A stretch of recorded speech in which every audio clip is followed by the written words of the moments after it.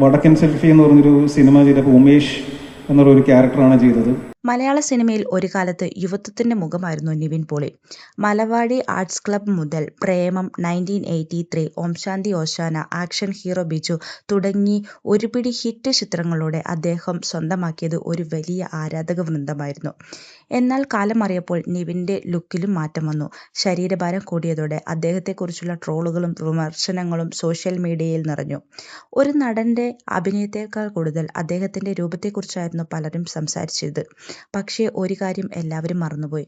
ഒരു അഭിനേതാവിന്റെ യാത്ര ഒരിക്കലും ഒരേപോലെയല്ല. ഉയർച്ചകളും താഴ്ചകളും അതിന്റെ ഭാഗമാണ്.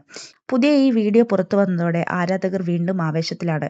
കാരണം നിവിൻ തന്റെ പഴയ ഫിറ്റ്നസ് വീണ്ടെടുത്തു. ഇത് വെറും ലുക്ക് മാറ്റമല്ല, പരിശ്രമത്തിന്റെയും അർപ്പണബോധത്തിന്റെയും ആത്മവിശ്വാസത്തിന്റെയും ഫലമാണെന്ന് പലരും വിലയിരുത്തുന്നു.